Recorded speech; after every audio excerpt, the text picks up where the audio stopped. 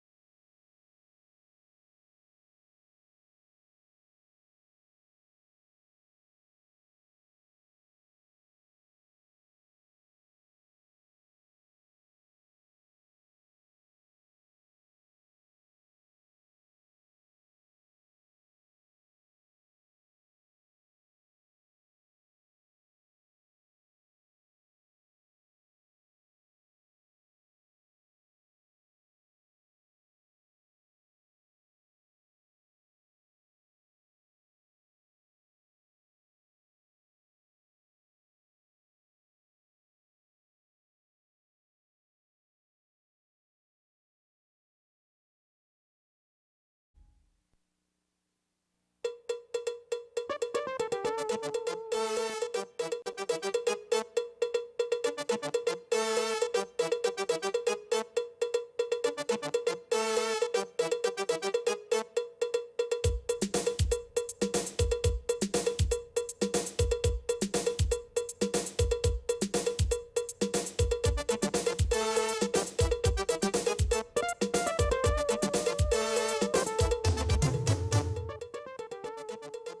evening. Welcome to News 5 Live for Thursday, November 14th. I am Marlene Cuellar. A News 5 crew is just back from the West covering the story of Guatemalan squatters who have moved into Belize. We'll have that story coming up. So now we start with a report of a suspected drug plane.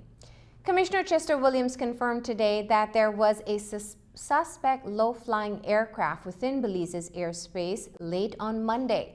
But he says that there is no information to suggest that the illegal airplane landed in Belize. The last known drug plane that landed in Belize was on September 30th in the area of Blue Creek. Williams told the media that the authorities are just as annoyed as the public is about these illegal aircrafts, and so they continue to put measures in place to prevent them from landing in Belize. We have been doing a lot to avert these things from the onset. And I know that the Belizean people are at a stage where these planes have become annoying, and we feel the same way. We have done a number of things and put a number of measures in place to prevent these things from occurring, and as you can see, we have not heard of any in a long time. Yes, Monday night, there was a low-flying aircraft. We had things in place. We were tracking it as much as we could have, and from all indications, the plane went off into Mexico and it faded from there. There's no indication that the plane landed in Belize, and if it had, would have already received word of it. So we continue to see what we can do to address these illegal plane landings in our country. At the start of the week, former City Council Administrator Candice Miller started to crowfoot the assets of the Belize City Council located at its facility on the George Price Highway. According to reports, the crowfooting affected most departments, and the labeled items include the sledge truck, backhoes, water truck, grader, and roller, all which affect maintenance work in the city. As you know, on October 20th, the court awarded Miller close to $400,000 in compensation for her wrongful termination from City Hall. Miller signed up to a lucrative contract within months of a change of administration at City Hall. As the drama continues to unfold this week, Miller's attorney has written to City Hall to say that she is prepared to stop the crowfooting of assets.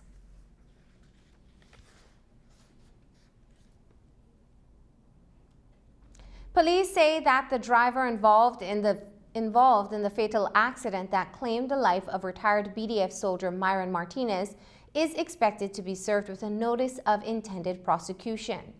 As we reported on Wednesday night, Martinez passed away at the KHMH in the afternoon. Martinez was on the Philip Golson Highway when he collided into a trailer that was transporting a wooden house in the early hours of November 9th. Martinez suffered massive brain injury during the accident. Police say that they are investigating the accident and expect that the driver of the tow truck transporting the house, Adley Gentle, a worker of Caribbean Home Export, is expected to be served. Reference the RTA that occurred on Saturday morning involving Mr. Minor Martinez. He succumbed to his injuries yesterday, and he died while receiving treatment at the Carl Hewson Memorial Hospital. I believe that the investigators in Ladyville are working with the driver that was involved, and thereafter he will be served with notice of intended prosecution. This morning in Corozal, 6 area representatives, including Gaspar Vega and Minister of National Security John Saldivar, were on hand for the groundbreaking ceremony to commence work on the Corozal-Sarteneja Road. We will have more on that event elsewhere in the newscast. While at the event, we took the liberty to follow up with the Corozal North Area Representative Hugo Pat, who is contesting the vacancy for first deputy party leader within the United Democratic Party. He's running against Tracy Panton for the second most important seat within the hierarchy of the UDP and is doing so on a roster put together by John Saldivar. Saldivar is vying for leadership of the party, and if his slate is victorious, Pat will be his running mate in the November 2020 general elections. Furthermore, Pat has served as acting Prime Minister on several occasions in the absence of Prime Minister Barrow and Deputy Prime Minister Patrick Faber. According to the Minister of Natural Resources, his bid for ascendance is supported primarily by constituents of Corozal North. Actually, the decision arose as a result of deliberations, as a result of consultations. I have had quite a number of my colleagues actually approaching us, and really it is based on the fact that I'm getting some support from my colleagues, but more importantly, I'm getting it from my base, from my own constituency. And so, as a result of these two initiatives, it is that I have decided to submit my name for this position that I have now applied. Now, there are two distinct candidates running for the leadership of the party. Was it a difficult decision for you to align yourself with one of those candidates insofar as your candidacy? In terms of my alignment with John, as I indicated to you, both John and Faber are my friends. I have my reasons for joining with John. I indicated to both candidates that I will be in support of whosoever wins. At the end of the day, this is just a race. Just as we have, as we speak, the executive position for our party is open. We have candidates applying for each and every position. There will be a convention and so forth. Whatever transpires after the convention, I am willing to work with whosoever remains victorious. The timing of the convention, nonetheless, gives a window of about 6 to 7 months before the next general elections. Do you believe that, given what will happen come February 9th, that there will be sufficient time for there to be healing within the party for whomever wins to bring the party back together? I truly believe so. At the end of the day, it is a process that happens internally. We can't avoid this process. The democracy within our party is so strong that you have a number of candidates applying for the different positions. And so right after that exercise is finished, we know for a fact that you will have people who will win. You will have others who will not make it to the end. But look, at the end of the day, those who win will be happy, and those who do not make it will have a level of dissatisfaction. And so we have to work with everybody, and all of us joining this race know that at the end of the day, somebody will have to win, and in the event that whosoever stays there, the others will have to make up for the, if I may call it, the bad blood, if you may. Hugo Pat's entry into the race to fill the available post is wholly endorsed by cabinet colleague Pablo Marin, who is also an area representative in Corozal Bay. Marin was one of over 20 area representatives and standard bearers present at John Saldivar's campaign launch on November 3rd. According to the Minister of Health, his support for Team Saldivar is an extension of his endorsement of Hugo Pat. While he acknowledges that both leadership candidates possess the quality to steer the UDP forward, he believes that Saldivar is easier to work with. We have our own minister from the north, Hugo Pat, being on that slate. And I think that once we endorse Hugo Pat, we have to endorse the entire group. I don't think of splitting any votes in one direction or two directions, sorry. But as it is, like I always mention, both candidates are good. They have the capacity to lead. But as a person, I believe that we can work along with John, knowing now that we have our own person there as Hugo Pat in the same team. Now, what has it been like in terms of being able to approach the potential delegates to sell them this message that perhaps John is the better candidate as opposed to Patrick? Well, it's easy because we have an idea of once we sit down as a group and discuss the matters, the different matters that everybody has on their mind. And once the group decide, the majority of the group decide, we go that way. That's how we do things in Corazalbi. Do you feel that there is some sort of tension in this whole competitive process? I don't think so. When we go to cabinet, we can chat good with the deputy prime minister. I don't see that. I don't see that in the party. There are two reports tonight on Guatemalans entering illegally in Belize. Following the protest against the ban of gill nets in Dangrega on Wednesday, the Belize network of non-governmental organizations say that it is appalled at reports that non-resident fisherfolk entered the country to participate in a demonstration. Reports are that these persons entered Belize via our southern border over 2 weeks ago without clearing customs or immigration. The BNN says that this would represent gross negligence on the part of the relevant authorities. Alleged video of the group's departure would also appear to indicate that they left Belize in the same manner, completely off the books. These fishers were apparently supported by a former senior employee of the Belize Fisheries Department. The BNN calls on the Fisheries Department to publicly disclose the circumstances of this senior officer's recent resignation from the department. The NGO says that the continued use of gill nets will continue to jeopardize marine life, the fishing and tourism industries. There's much more news after the break, so stay tuned.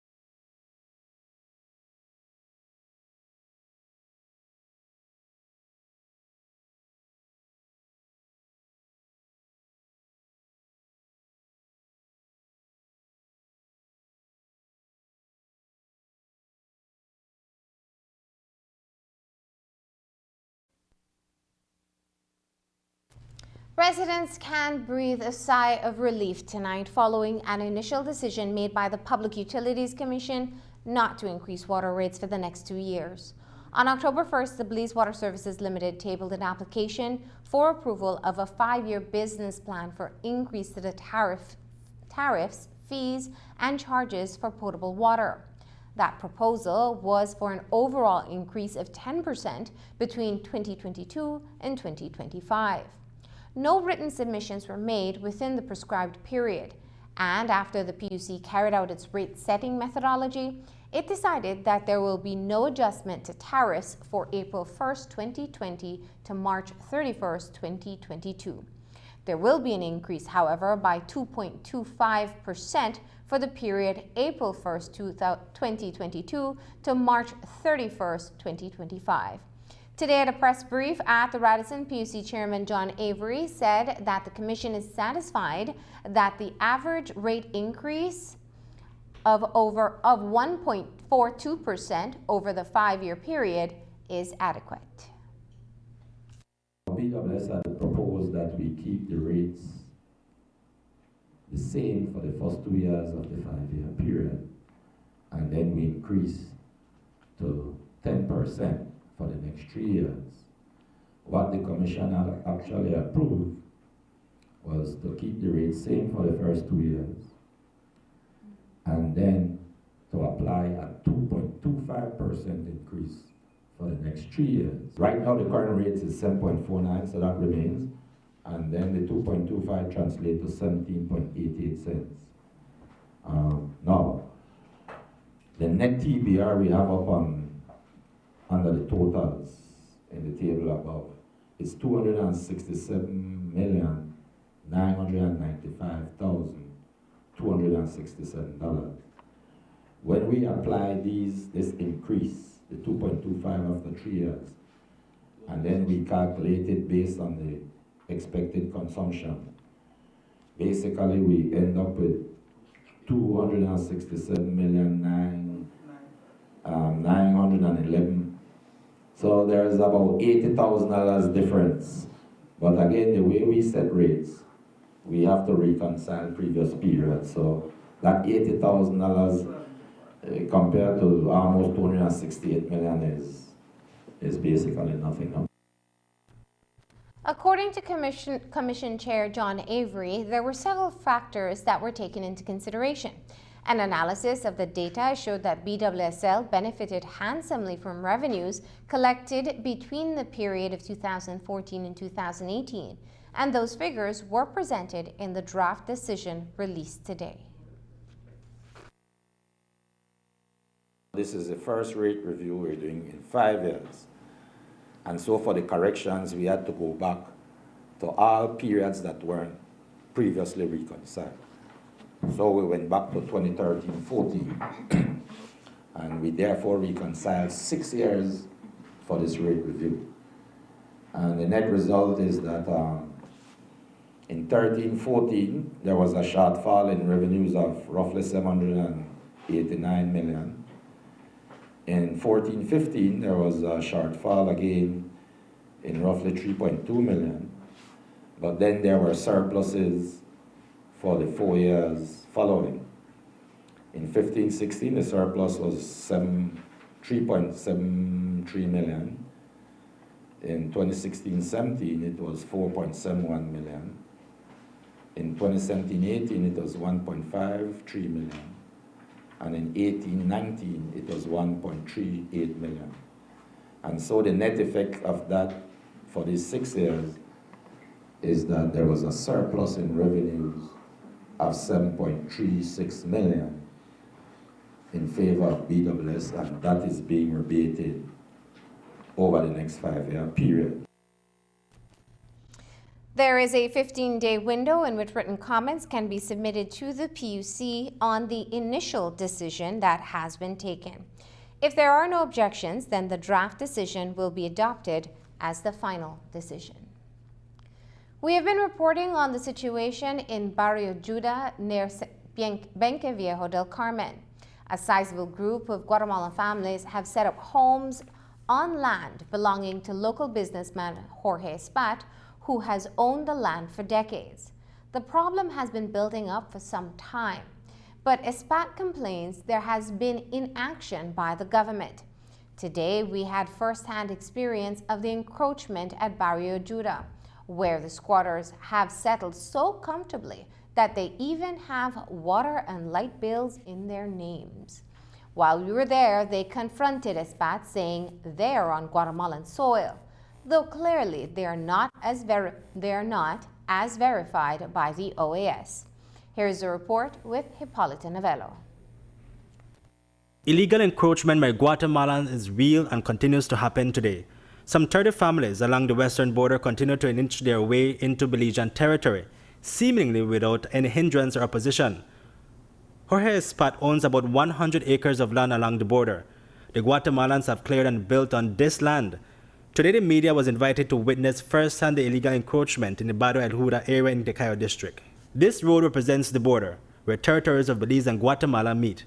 Further up, the road diverges into a different route, into Belizean territory. Automatically, if you look at that road and you look farther down, right, automatically you will see that that is not a straight road. This wall or this fence, it's supposed to be, actually the road's supposed to pass here on this wall, in this fence, right, and it will be cutting into the neighbors or the Guatemalan side, right, the people who are, if you can see, there are buildings. So actually they are coming into Belizean territory, Belizean side. Okay. They need to be more to the left. The road's supposed to be going farther up, but it came towards my property. And they believe they're in Guatemala? Well, you can see they even have their own electricity bill and water bill. They have right next door the road to the front. So what is that indicating to you? And that indication was quite clear. The 30 families living on privately owned land within Belizean territory were adamant today that they were in Guatemala. Espat informed them that they were trespassing and had illegally set up on his land. But they refuted that assertion, saying that the land forms part of the Melchor de Mencos municipality.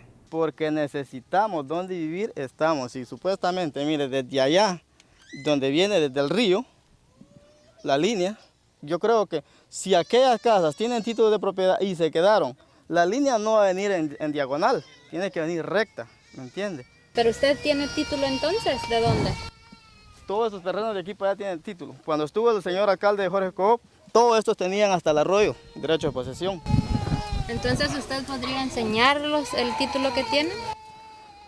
No están ahorita los títulos.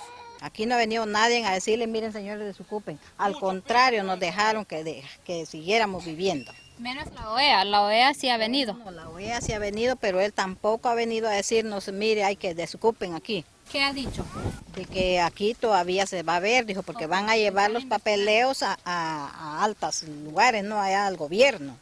Porque son los gobiernos los que van a solucionar esto. No podemos hacer nada, solamente que venga el alcalde y hable con ustedes, que ustedes leyes con leyes, ¿verdad? Ahora nosotros somos campesinos y no podemos estar peleando con ustedes ni dándoles ninguna información, porque nosotros no sabemos cómo el gobierno tiene esos papeles, porque según sabemos nosotros no hay una línea específica de Belice, porque no se ha llegado a ningún acuerdo. Ni de Guatemala. Pero de acuerdo... No, de ningún acuerdo, porque esta parte es parte de todavía de municipal.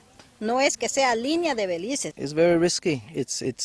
I mean, of course, they will put up a fight, and there again, it's sad because then, I mean, as far as I see it, we don't have the assistance from government, the backup, the support, even though it's land registered. We had some buildings before, which they claim that they have perhaps 3 documents, 3 titles, but that is closer to the old or the marginal line where the diversion started to happen.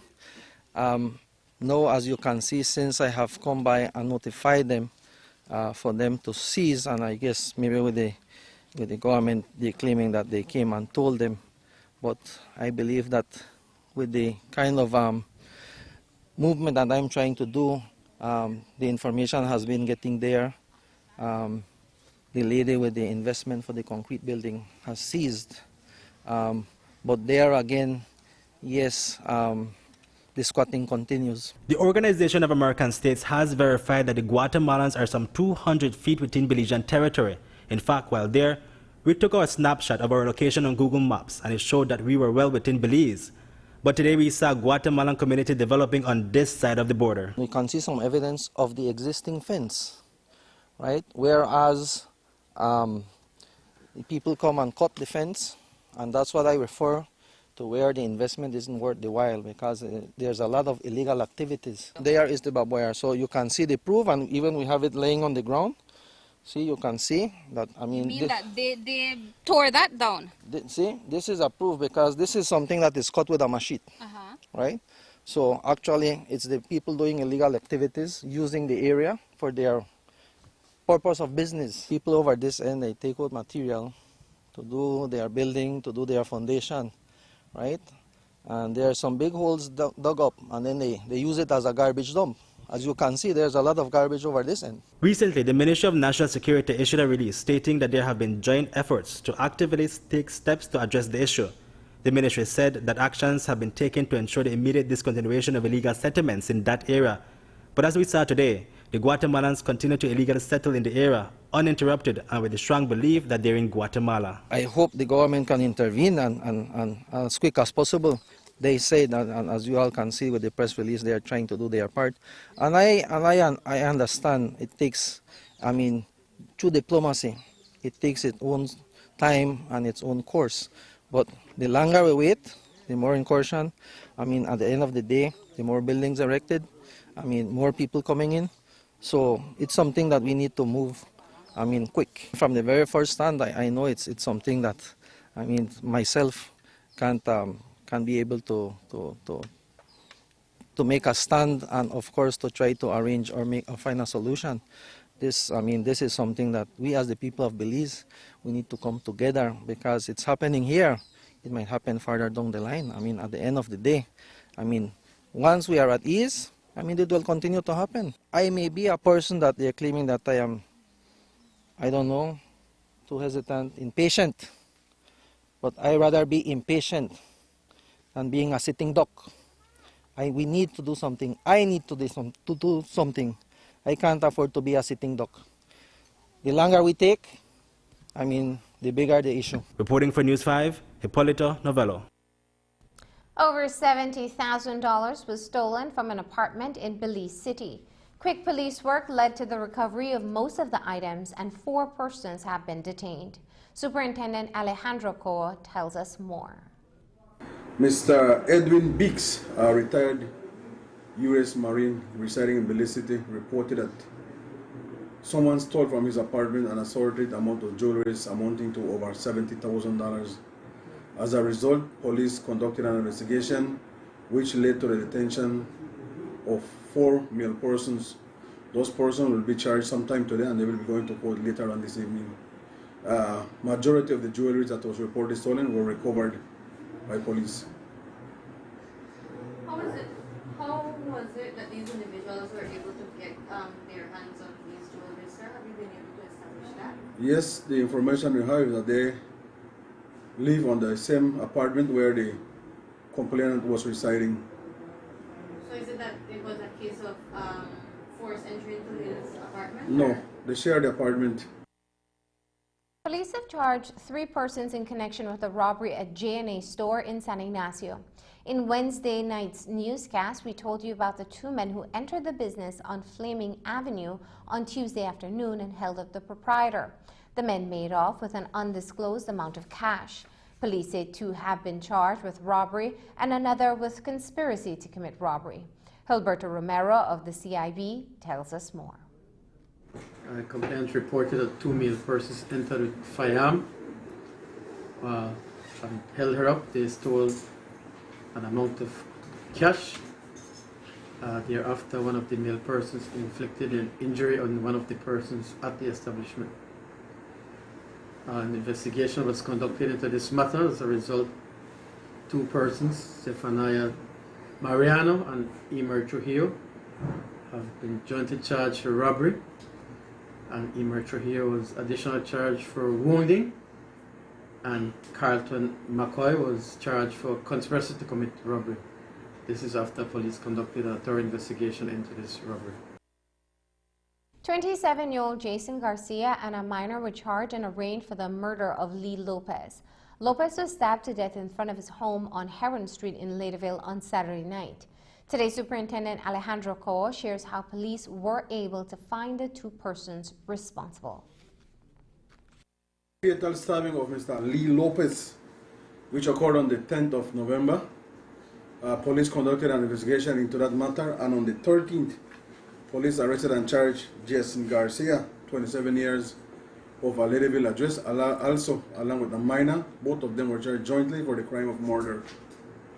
Initial reports had said that it was only one person, and this was from eyewitnesses in the village, that only one person attacked Mr. Lee. How is it that the 17-year-old minor is connected and has been jointly charged in this particular case? Well, that is based on the investigation and the several persons that were interviewed. We have sufficient evidence to say that both of them acted together to cause the injury to Mr. Lee Lopez.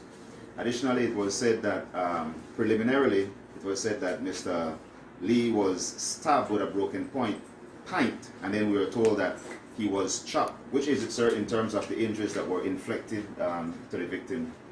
I believe that the post-mortem result was shared, and the doctor had indicated it was a stab wound that the deceased had received. In that case, has the weapon been recovered? No. There's much more news after the break, so stay tuned. It's November again, and time.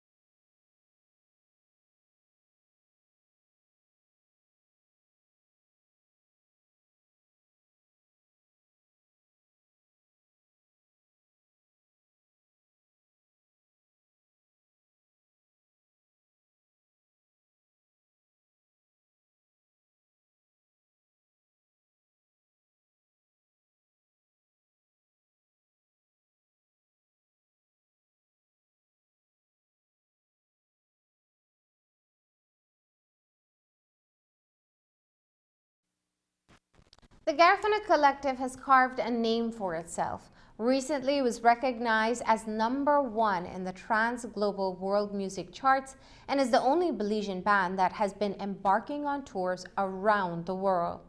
Their most recent tour took them to the stages of North and South America, as well as Taiwan, on the heels of the release of their album, Aban.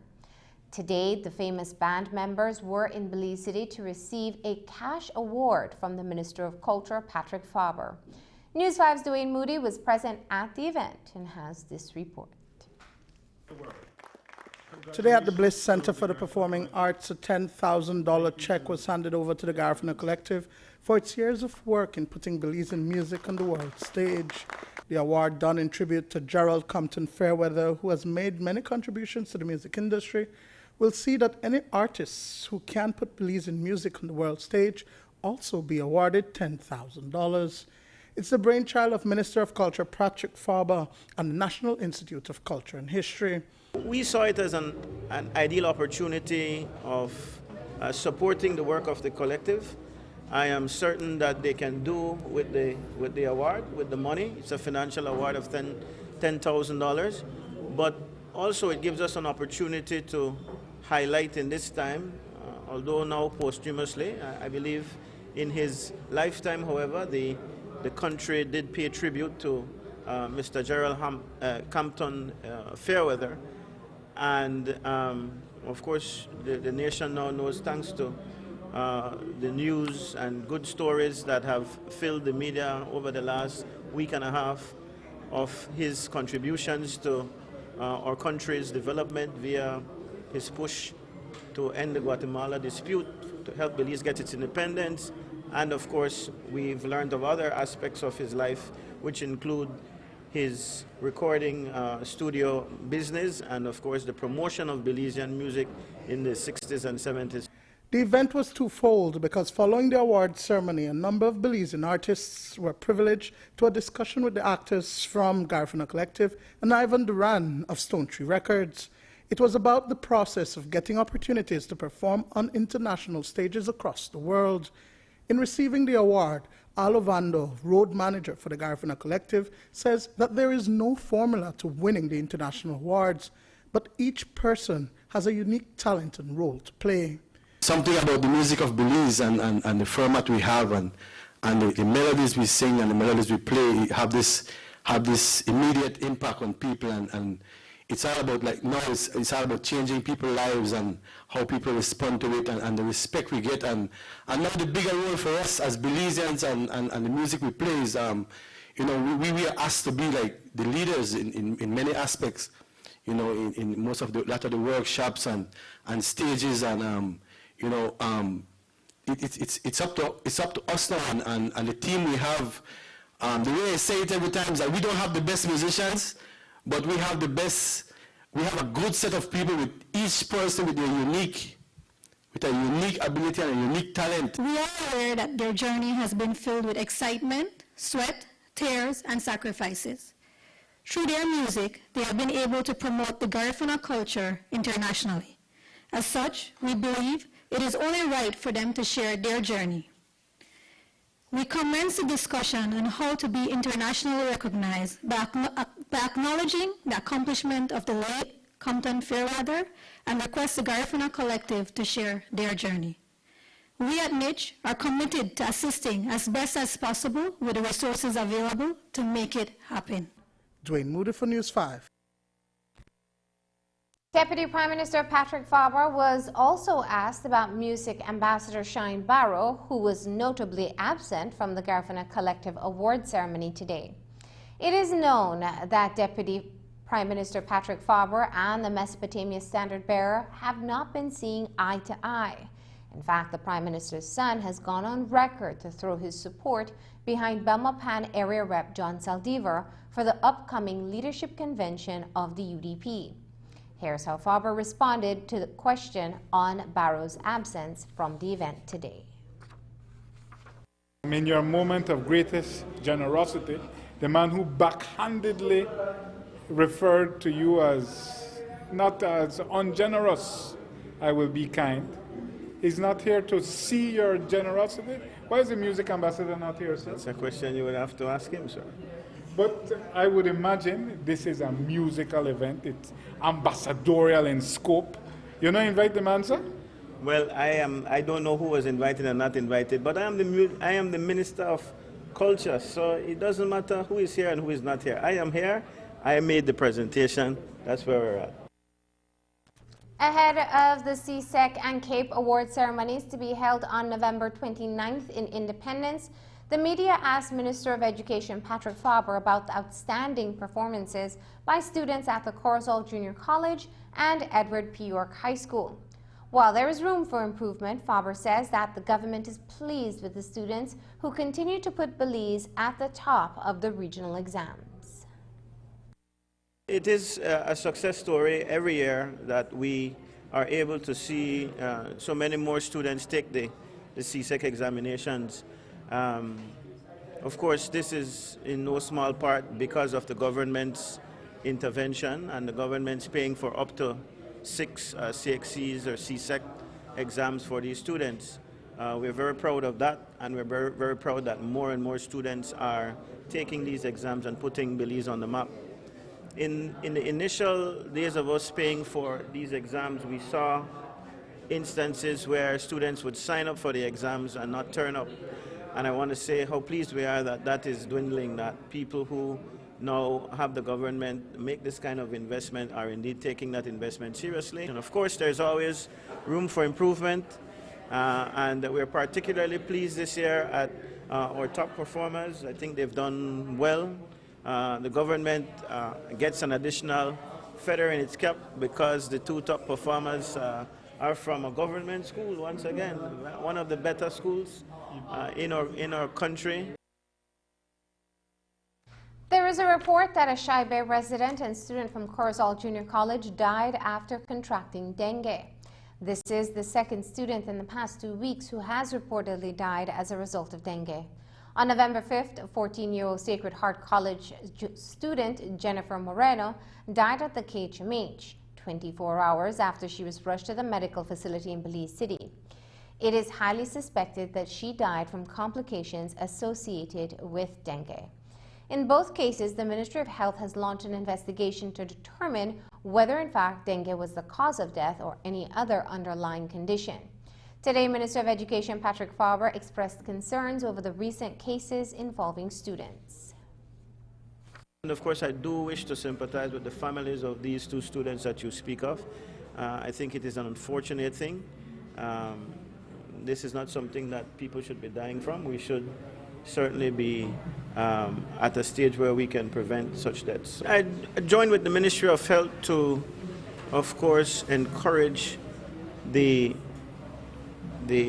enabling of the environment to not have these kind of mosquito diseases. I know, for instance, at some of our school campuses right here in Belize City, there are a lot of mosquitoes. My son goes to school with his off.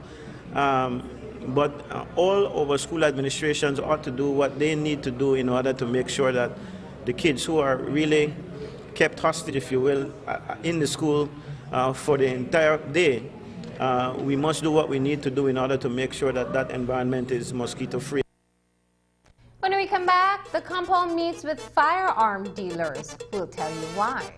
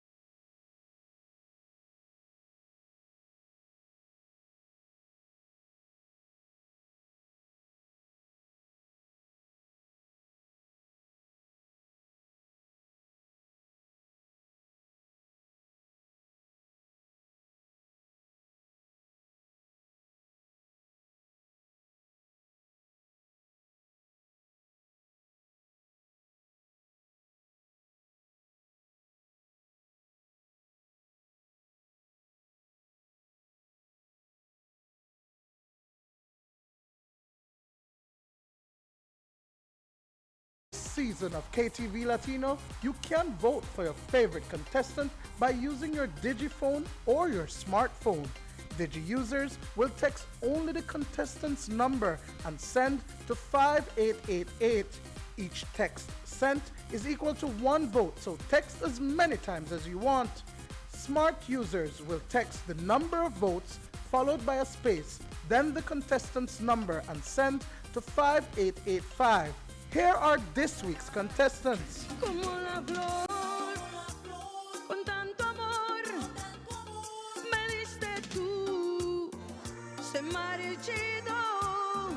Las muchachas lindas no quieren bailar, están esperando a ser el bailador, porque tiene gracia para moverse con sabor, y a ella le gusta como las mueve el Señor. No llores por mí, no llores mi vida, no llores así. Remember, voting ends on Sunday at midnight. KTV Latino Season 4. It's hot, it's live, and it's only on 5. KTV Latino. In February of this year, Commissioner of Police Chester Williams met with the gun dealers in the country to discuss stronger gun control measures. In that meeting, there were several recommendations made, and today 25 of the gun dealers met again with the COMPOL to review the progress made with a view to have some of the changes in firearm control instituted as early as January of next year. We stopped in at the meeting in Belmopan, where we spoke with Commissioner Williams. He says that the measures are necessary because they've found out that crimes are being committed in Belize, are being done with ammunition sold by licensed gun dealers. He explains how the proposed changes will work. Over the past few months, we have been doing a study, and that study has shown that while many of the guns that have been used to commit crime in Belize are brought in illegally, the study also showed that the ammunition that have been used on crime scene in the commission of crime are locally purchased ammunitions. So what that tells us is that there are a number of licensed firearm holders who are purchasing ammunition and either giving it or selling it to the underworld. Now, the way how the system currently is that a licensed firearm holder can go to each firearm dealer within a day and purchase 100 rounds. So in a day, a licensed firearm holder can purchase over 3,000 rounds a day, and there is no control. Now, what the new measures is going to do is that we are now limiting every firearm holder, licensed firearm holder, to 200 rounds per annum. So each licensed firearm holder will only be allowed to have 200 rounds for the whole year. Now, we have to take into consideration that some people do go on the range and do practice shooting. When they go on the range and they expend those 200 rounds, if they need to have those 200 rounds replenished, they will have to apply to the Commissioner of Police to replenish those rounds. And a requirement will be that they will have to bring along the 200 expended shells that they use on the range to show that they have expend those rounds on the range. And then based on that, then the Commissioner will give permission for them to replenish maybe not 200 more, but maybe 50 or maybe 100, dependent on the application. There are some types of firearms that are used for different purpose. Like, for example, you have those that have sports hunting. You have those that have farmer's license. Now, we have to give some leeway where those are concerned, because people that do have farmer's license, they go on their farm every day and they shoot birds that are affecting their crops. I don't expect to limit them to 200 and they have to be coming to apply every minute to the Commissioner for additional round. So those type of firearms, however, are mostly shotguns, 16 gauge, 12 gauge, 20 gauge, etc. So we're not going to limit those. We will be limiting mostly the 9mm, the 38 and the 380 pistols. Those are the ones that we're going to limit, because those are the types of firearm and ammunitions that are more prevalently used in the commission of crime. Williams says that gun control measures will also take into consideration those licensed gun dealers who may want to open a registered gun range. Williams says that those dealers will be able to sell to licensed firearm holders, and they will report back on the users and number of ammunition used on the ranges. During that meeting, another issue that was discussed was the issuing of gun license. Commissioner Williams says that the licenses will change, but another big change will be that all those licensed gun holders will have to become certified in order to be able to have a gun. They will be required to know and demonstrate how to use the gun they apply for. Williams explains the changes as it relates to the licenses and certification. The way how the system currently is, we have people who apply for firearm license, and they are issued license for firearm without any formal training as to how to use a firearm. We have heard many times where robbery occur and the victim have a gun, but he never get a chance to use that gun. Sometimes it's due to inexperience or lack of training. So, effective January 1st, again, what we want to do is to implement the system, because the Firearms Act do make provision that every person who is issued with a gun license must be a certified firearm handler. It's just like when you go and get a driver's license. To drive a vehicle, you must have a license first to be able to drive.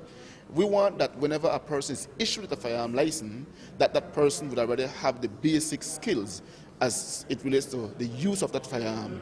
So it is not that after you get a gun, then you're going to shoot and learn. No, you must have that certification from a certified gun handler that will attach to your application form to show to the commissioner that, you know what, you are certified in the handle of firearm, and then based on that, then your application will be considered. So I know that it might not be a popular move for some people, what we're trying to do, but as I said to the gun dealers, I am not here to be popular. As the Commissioner of Police, I do understand that there are some unpopular decisions that I'll have to make, and this might be one of them. Where the gun dealers are concerned, I am sure that the wider public will be receptive to this, because we have been hearing the cry over and over that we need to be more strict with firearm license holders. But as I said to the gun dealers, that we all have a responsibility. Yes, what they do is a business. They need to make money. What we do is security, ensuring the community is safe, and both parties do have a responsibility in ensuring that we do what is in the best interest of our community. We have had a number of cases where persons are fraudulently making firearm license approval. The only thing we use currently is a stamp, Commissioner of Police stamp. That stamp is in almost every police station. There's widespread access to that stamp. So effective January 1st, again, we're no longer going to use that stamp. We're going to change from a stamp to a seal. And the seal will be specific for firearm license approval. So whenever a gun dealer receives an approval, if that approval do not have a seal, but instead have a stamp, then they are to reject that approval. It simply means it does not come through the proper authority. It is fraudulent. So that will give us, that will put tighter measures in place, or make the integrity of the issuance of license more stronger. Again, the dealers and Commissioner Williams expect those changes to become effective in January 2020. We'll have more from today's meeting in Friday's newscast. So all those changes, and what are gun dealers saying? Well, at today's meeting, the president of the National Gun Dealers Association says that for the most part, they are willing to meet the police department halfway. President of the association, Mark King, says that they understand the bigger picture of gun control, but it is not easy to make all those changes when it can affect the dealer's bottom dollar. So they appreciate the dialogue with the commissioner. Well, for the most part, it was back and forth.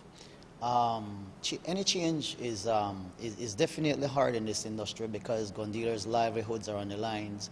A lot of Belizeans out there have more than 200 rounds of ammunition for the year because they want, a lot of them have competency training. They go to shoot and practice to protect their home or their businesses. In turn, the changes that are being made for the 200 rounds of ammunition, the dealers see it as something that will protect the public, as something that the dealers can have more control. For example, you want to come to the range, the dealers will now sell you that ammunition on the range. We will have range days. So you can come and shoot at an authorized range, and you'll be able to get more than 200 ammunition there to shoot, but that won't go home with you. The 200 that you get, that is for you to use throughout the year. And so we believe with the back and forth, we have also gained progress in terms of all the people of Belize were complaining that, look, the personal protection gun license went from $75 to $225. We have come in at the end of the year that is going to be reversed to where it actually was at the $75. So we have also gained a great advantage with the police working with us. So I believe while it's a work in progress for the police to keep crime down, it's also a big advantage for the citizens of Belize not to pay that $225 anymore. You know, so it definitely helps both the police department and us to work together to make the whole gun industry work. With a $50 million loan from the government of Taiwan, the groundbreaking took place today of a stretch of 27 miles of road from Corozal to Sartaneja. The event brought out a number of ministers as well as the Taiwanese ambassador to Belize. The work is expected to be completed in more than 4 years and is one of the biggest infrastructure projects up north. Here is News 5's Isani Caetano with this report. Ground was officially broken this morning in Corozal to commence the upgrading of the Sartaneja Road. That coastal community is the largest fishing community, as well as the second largest village in Belize. Getting there, however, has proven to be a rather difficult journey as commuters have to traverse 2 ferries to and from the location. Well, in 4.5 years' time, traveling to Sartaneja will have become a lot easier, thanks to a new road being built by the Taiwanese government. I want to thank the government and the people of Taiwan for actually supporting us in this initiative. Actually, this road will have a huge impact in Corozal and by extension the whole country. And so within 54 months we shall see the completion of 27 miles of road being paved from Corozal to Sartaneja, 2 bridges included, and that in itself will speak about the volumes of economic activity happening there afterwards. And so I really appreciate the work that was done by the government of Taiwan, its people, and of course all those included within this program. The road will be constructed using funds from a loan of $50 million from the Taiwanese government, and the project will be overseen by an international team of builders known as Overseas Engineering and Construction Company. This very important infrastructure project, I must emphasize, is truly brought here out of the goodwill of Taiwan for the people, communities, and businesses of Corozal. A little more than a year ago, in August 2018, our President Tsai Ing-wen was invited by Right Honorable Prime Minister Barrow to visit your beautiful country. During the visit, the 2 leaders agreed to explore the possibility for our 2 countries to collaborate on some infrastructure projects that are vital to the economic development and social welfare of Belize. Shortly after, in October last year, our government dispatched the OECC team to Belize and conducted on-site feasibility study tour of potential projects for cooperation. That study resulted in the identification of the Corozal-Sartaneja Road as the single most important project to be undertaken to meet the needs of economic development and social welfare.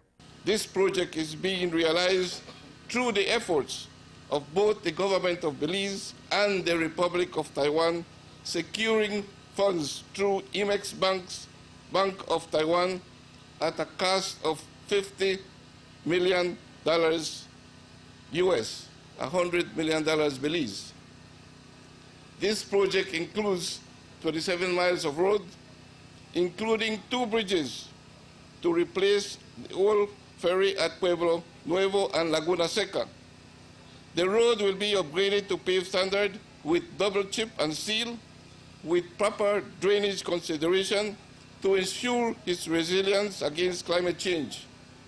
It will also provide enhanced road safety measures such as line markings, cut-eyes, the installation of vertical and horizontal signage, and the construction of several bus stops with lay-bys.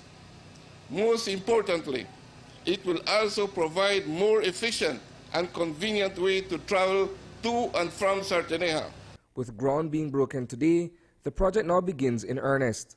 Reporting for News 5, I am Isani Caetano. Coming up after the break, we'll hear from Mark King, who was not allowed to run for the UDP executive.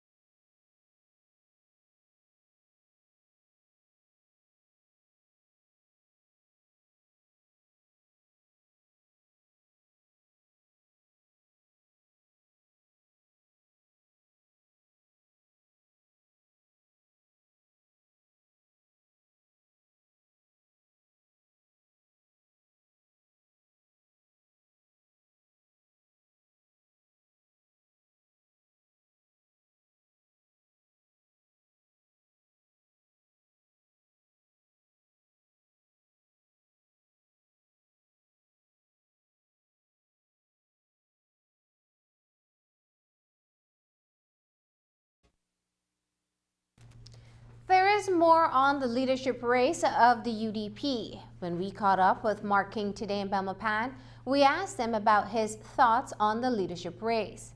According to King, he is neither here nor there when it comes to the two candidates, and he would support whoever wins, but he believes that that person will have a lot of work to do. King says that while he has seen a lot of power moves made for one candidate, he believes it is too early to tell who will win. I've known John Saldivar to be a strategist. I've known him to be an economist. I've known him to be a lot of things, but one thing he is a good leader and a good planner. As you know, I also hold nothing against Mr. Faber. He was the one who tried to cast me out the party. I told him he would need to go to a court to not call me a UDP anymore. But at the end of the day, Mr. Faber has also worked as the chairman of the party and has a long role in the party and a long time. And whichever one of them wins definitely has a big job in front of them, and they will definitely. But the way I see it right now, personally, politics change overnight, and it's a long time before that convention in the eyes of politics, whereby they have one good amount of months, and so anything can happen. Whosoever is in the lead now can lose later if they don't keep the lead. Right, I know you had offered yourself for one of the positions within the party. I believe a comment made by Mr. Faber was, it's a joke that you've submitted your name. How do you respond to that? I would respond by saying Mr. Faber himself is a joke, and that's it. There's no way to explain it. King says he has a problem with the quality of the candidates that the UDP has fielded. He says the party needs a lot of shaking up because several persons running don't make for the honorable title. Here's how he puts it. The UDP does need a lot of shaking up, especially where the ethics committee is concerned. I am extremely concerned in regards to the party having people running for leadership in terms of, and even for party members in terms of those candidates not being properly screened, so to speak. When you say properly screened, are you talking about, are there persons with criminal, maybe connections to their background? No, I mean, for example, when I first joined the UDP, you couldn't have one scratch past the executive, the ethics committee on your police record. I am talking about them having woman beaters, people who had been named in a murder scandal, people who have been in a criminal jail in the US and deported. These are the kind of candidates the UDP is fielding now.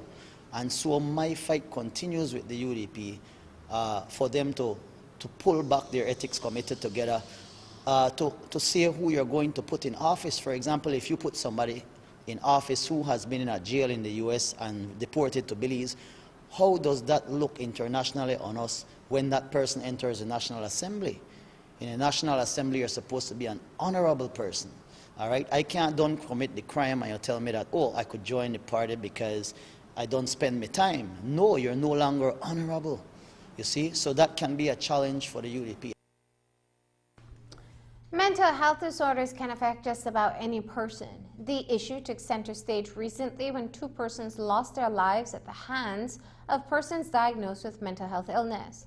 Today, an organization was officially launched that seeks to connect persons who may be going through anxiety, depression, stress, and the like with professional or support groups.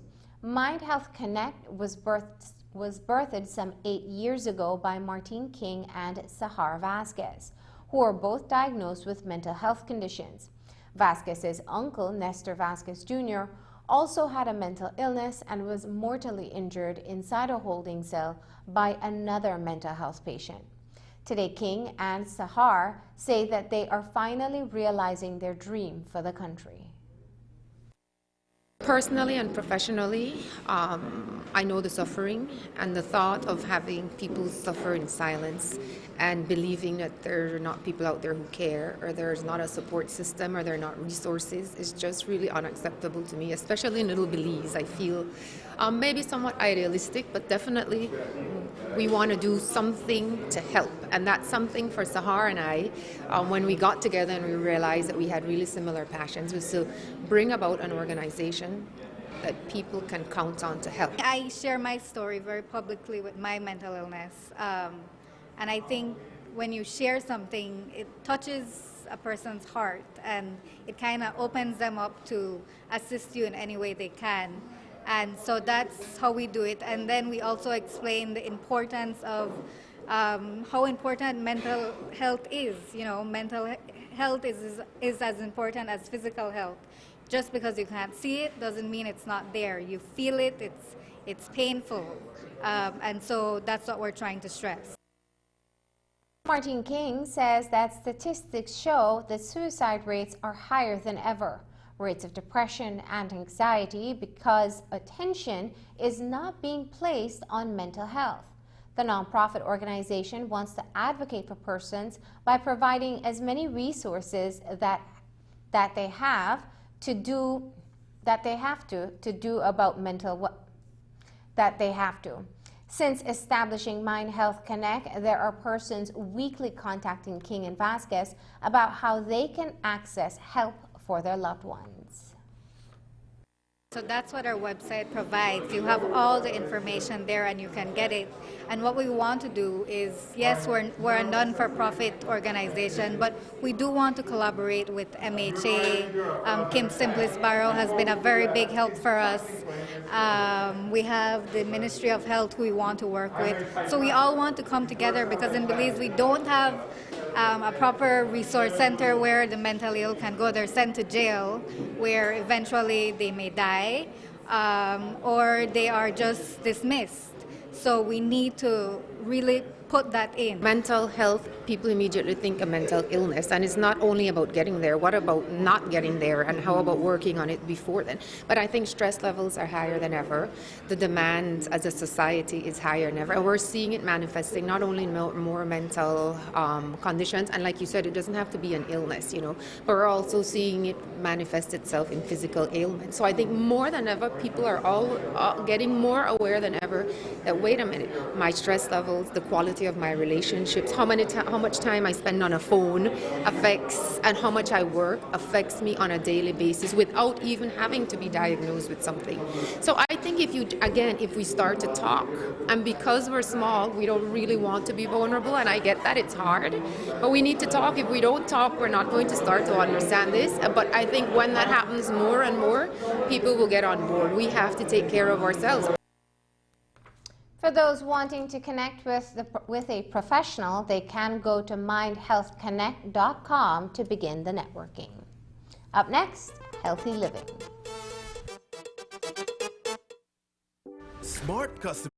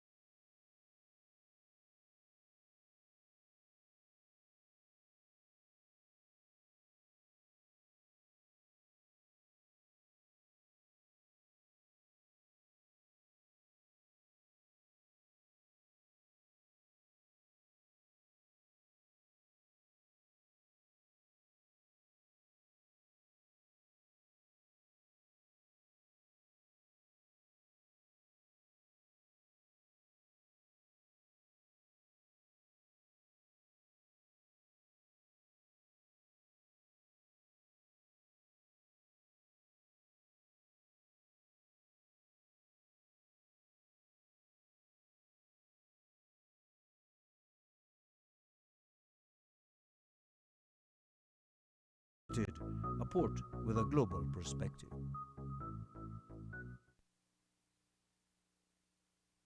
Stress anxiety, pain management, depression, post-traumatic stress disorder, obsessive compulsive disorder. That would be a short list of all the things that are said to be remedied by the mindfulness practice. The booming interest in this form of meditation is hard to miss. And even here in Belize, it's also taken root. In tonight's Healthy Living, we find out more about the practice of mindfulness.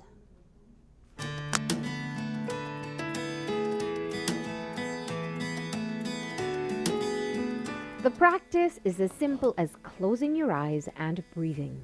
As you breathe in, just remain aware of the breath going in. As you breathe out, just remain aware of the breath going out. A simple enough exercise that has triumphed as a way of dramatically improving your well-being. Whenever you find that your thoughts wandering away, without judgment, just accept the thought or the distraction and return to the breath. This is what mindfulness meditation looks like. I'm being led through this exercise by Belizean Jeremy Enriquez, who is a mindfulness coach. Enriquez was introduced to the practice over 30 years ago. It took a while of soul searching that I've started all the way back, even in the 1980s, when I used to teach religious studies in high school in Punta Gorda. And at that time, I was introduced to mindfulness by a Jesuit priest who had just returned from Japan, from a Zen monastery. And he introduced me to the practice. And then when I went to study psychology, I got a little frustrated with just Western psychology. It was not covering much depth that I had been introduced to by Father Tennant Wright, that Jesuit priest. And so I incorporated Eastern psychology. And that was a fascinating way to look at the human mind and the human condition and human life. If I could use this as an example of an agitated mind with the cloudiness and the delusions of so many thoughts flowing through, and with the inability to see clearly and to make clear decisions and respond appropriately. But when we are in meditation, we just observe, and the mind, in a sense, achieves more clarity. So how do you achieve clarity of the mind through mindfulness? Well, one common misconception is that you're quieting the mind.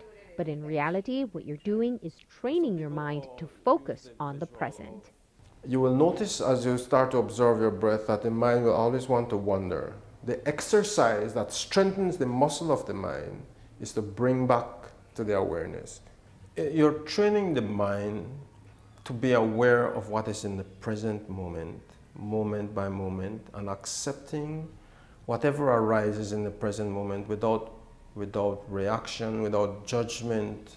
The flip side of that is mindlessness, which means you're in the moment, but constantly wishing away the moment, always not satisfied with what is happening. Always the mind is in chaos, always thinking about something that has passed and dwelling on that and ruminating on that over and over.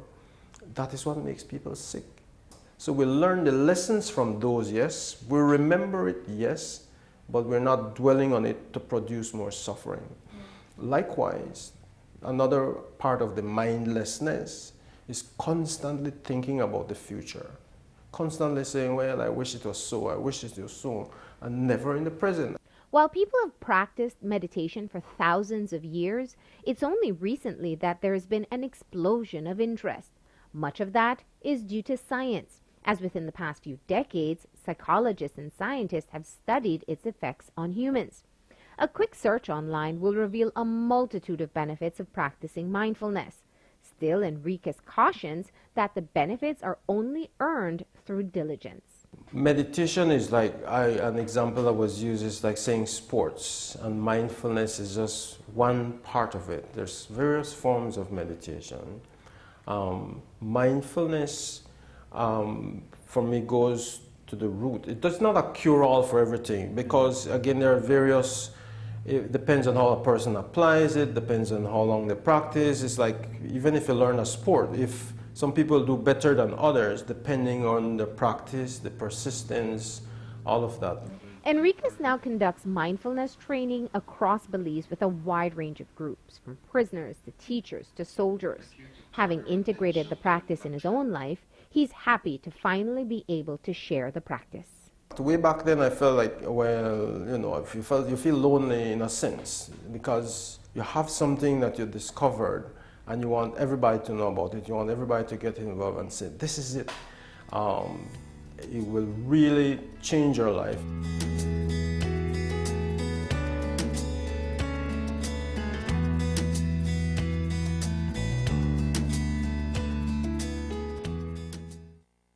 And that's the news. Don't forget that tonight's broadcast is available in both text and streaming video at channel5belize.com. You can also connect with us on our Facebook page at facebook.com/News5Live. I'm Marlene Cuellar. Thanks for joining us, and from all of us here at News 5, good night.